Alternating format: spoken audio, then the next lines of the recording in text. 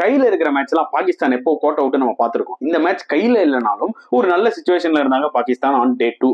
ஏன்னா over night Australia 187 தான் அடிச்சிருந்தாங்க. 318 run கிட்டத்தட்ட ஆல் அவுட் ஆக்கிட்டாங்க. நல்ல ஒரு போலிங் எஃபர்ட். அண்ட் பேட்டிங்ல வந்து பாத்தீங்கன்னா இமாம் என்னதான் சீக்கிரம் அவுட் ஆயிட்டாலும் ஷஃபிக்கும் கேப்டன் மசூத்தும் வேற லெவலில் விளையாடிட்டு இருந்தாங்க. அப்புறம் அண்ணாச்சின்னு தெரியல, ஆல் ஆஃப் சடன் ஒரு பெரிய மிடில் ஆர்டர் கொலாப்ஸ்.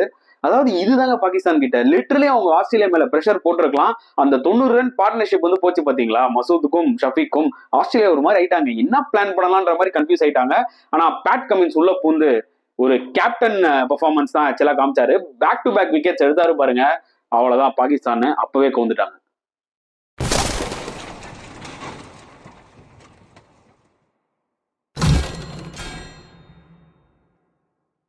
வணக்கம் நண்பர்களே, welcome to channel cocktail furious. So இப்போ நம்ம பார்க்க போற வீடியோ எதை பார்த்தீங்கன்னா day 2 between Australia versus Pakistan, second test match at Melbourne, boxing day test review. And day 1ல நமக்கு நல்லா தெரியும் 187 for 3 இருந்தாங்க ஆஸ்திரேலியா. அண்ட் டே 2ல கிட்டத்தட்ட வந்து பார்த்தீங்கன்னா 130 ரன்ஸ் கிட்டத்தட்ட தான் ஆட் பண்ணாங்க. ஸோ 318 தான் அவங்களால அடிக்க முடிஞ்சது. அண்ட் அதுல வந்து பார்த்தீங்கன்னா மார்னஸ் லாபிஷானி 63 அடிச்சு அவுட் ஆயிட்டாரு. அண்ட் மிச்சல் மார்ஸ் ஒரு 41 ரன்ஸ் அடிச்சாரு. அதுக்கப்புறம் கீழே இருக்கிற லோவர் ஆர்டர்லாம் வந்து பார்த்தீங்கன்னா டப்புன்னு அவுட் ஆகிட்டாங்க. பட் அதுக்கு முக்கியமான ஒரு கிரெடிட் வந்து நம்ம பாகிஸ்தான் போலர்ஸ் கொடுக்கணும். முக்கியமா ஷைன் அஃப்ரிடி போன வீடியோல கழுவி ஊத்தணும். ஏன்னா he had a very bad first test match. அதுக்கப்புறம் இந்த ஃபர்ஸ்ட் டேவும் பாத்தீங்கன்னா செகண்ட் டெஸ்ட் மேட்ச்ல ரொம்ப போரா போட்டாரு. ஆனா இன்னைக்கு செம கம்பேக். அவர் வந்து பேக் டு பேக் விக்கெட்ஸ் எடுத்தாரு. ஸோ ஆஸ்திரேலியா வேற அண்டர் பிரஷர். எஸ், மார்னஸ் லாபிஷனுக்கும் மிச்சல் மார்ஸ்க்கும் ஒரு மாதிரி சூப்பரா பார்ட்னர்ஷிப் போயிட்டு இருந்தது. பட் டக்குன்னு மார்னஸை தூக்கணுன்னே வந்து பாத்தீங்கன்னா அந்த கொலாப் ஸ்டார்ட் ஆயிடுச்சு. அண்ட் 318 சுட்டிட்டாங்க ஆஸ்திரேலியாவை. இன்னும் ஒரு எக்ஸ்ட்ரா ஒரு 30-40 ரன் போயிருந்தாலே ரொம்ப ப்ரெஷரா இருப்பாங்க Pakistan. But great effort from them, செம ஃபர்ஸ்ட் செஷன். அதுக்கப்புறம் பேட்டிங் ஆடினாங்க. ஸ்டார்டிங்ல என்னதான் பாசிட்டிவா விளையாடினாலும் இமாம் அவுட் ஆயிட்டாரு. But still Shafique and captain Shan Masood ரொம்ப பாசிட்டிவா விளையாடினாங்க. அண்ட் நிஜமாவே வந்து பாத்தீங்கன்னா ஒரு ரெஃப்ரெஷிங்கா இருந்துச்சு. ஆஹா, பாகிஸ்தான் கிட்ட இருந்து இந்த மாதிரி ஒரு கேம் பார்த்து ரொம்ப நாள் ஆச்சு.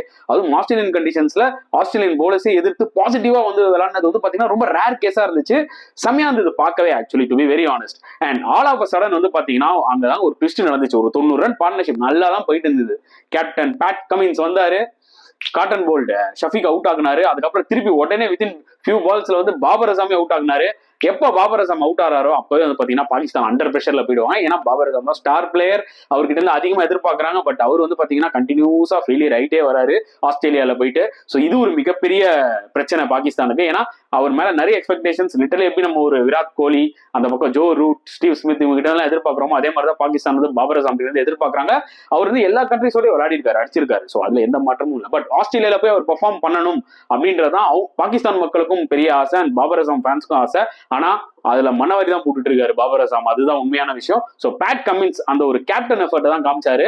எப்போ வந்து விக்கெட் எடுக்கணுமோ கரெக்டா வந்து அந்த பார்ட்னர்ஷிப்பை பிரேக் பண்ணி, அது மட்டும் இல்லாம கேப்டன் பெர்ஃபார்மன்ஸ் பண்ணாருன்னு சொன்ன பாத்தீங்களா, பாபர் அசாம் விக்கெட் எடுத்ததுதான் செம்ம ஹைலைட். அப்பயே பாகிஸ்தான் ஒரு மாதிரி ஆயிட்டாங்க. டக்குன்னு பாத்தீங்கன்னா சவுத் சைக்கிள் அவுட் ஆயிட்டாரு. ஆகா சல்மான் எல்லாம் லூஸ் ஷாட், ஏன்னா அண்டர் பிரஷர். அதுக்கப்புறம் வந்து ரிஸ்வான் வந்திருந்தாருங்க, அவரு தாங்க பாசிட்டிவா விளையாடுனாரு. ஏன்னா அவரும் அவுட் ஆன பிளேஸும் பாத்தீங்கன்னா அந்த மாதிரி ரேஷ் ஷாட் ஆடி அவுட் ஆனாங்க. ஆனா ரிஸ்வான் ஆடும்போது ஒரு கண்ட்ரோல்ட் எஃபர்ட் தெரிஞ்சது. தூக்கி ஒரு 6 விட்டாருனா கூட ஒரு கண்ட்ரோல்ட் எஃபர்ட் தெரிஞ்சது. டெஃபினட்டா சஃப்ராஸ் கானுக்கும் இவருக்கும் நிறைய டிஃபரன்ஸ் இருக்கு. அதுவும் ரிஸ்வான் மாதிரி பிளேயர் எல்லாம் வந்து 11ல கீப்பர் கூட பிளேயரா விளையாடணும். ஏன்னா அந்த அளவுக்கு ஒரு நல்ல டேலண்டட் பிளேயர். பாபர் அசாம்க்கு அப்புறம் ரிஸ்வான் தான் அப்படின்னு சொல்லி நம்ம எல்லாருக்குமே தெரியும், பாகிஸ்தான் மக்களுக்கும் தெரியும், ஈவன் மேனேஜ்மெண்ட்டுக்கே தெரியும். எப்படி ஒரு ஃபர்ஸ்ட் டெஸ்ட் உட்கார வச்சு சர்ஃப்ராஸ் விளையாட வச்சாங்கன்றது இன்னி வரைக்குமே ஒரு சொல்லவே முடியல. இன்னி வரைக்குமே அது வந்து எப்படிதான் பண்ணாங்கன்னு தெரியல. அண்ட் இப்போ பாகிஸ்தான் ரிஸ்வானை நம்பியே இருக்கு. எஸ், 4 விக்கெட் கையில இருக்கு அவங்களுக்கு.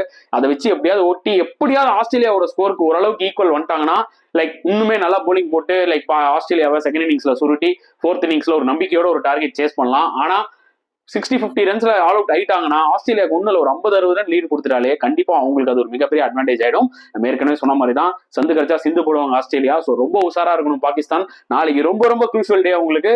அண்ட் ரிஸ்வானை நம்பி தான் கம்ப்ளீட்டா இருப்பாங்க. ஹோப்ஃபுல்லி ரிஸ்வான் ஒரு நல்ல ஒரு இன்னிங்ஸ் விளையாடுவாருன்னு நினைக்கிறேன். விளையாடினார்னா இந்த டெஸ்ட் மேட்ச் வந்து ஈக்குவலி பாய்ஸ்டா இருக்கும். இல்லைன்னா ஆஸ்திரேலியா வச்சு செஞ்சிருவாங்கன்றது மட்டும் கிளியரா தெரியுது. ஸோ உங்களோட பாயிண்ட் ஆஃப் வியூ என்ன அப்படின்றது தாராளமா கமெண்ட் செக்ஷன்ல போடுங்க ஃப்ரெண்ட்ஸ். ஸோ இந்த வீடியோ பிடிச்சதுன்னா லைக் பண்ணுங்க, ஷேர் பண்ணுங்க, முடிஞ்சா சப்ஸ்கிரைப் பண்ணுங்க. ஸோ நெக்ஸ்ட் வீடியோல பார்க்கலாம். அன்டில் தென், பாய்.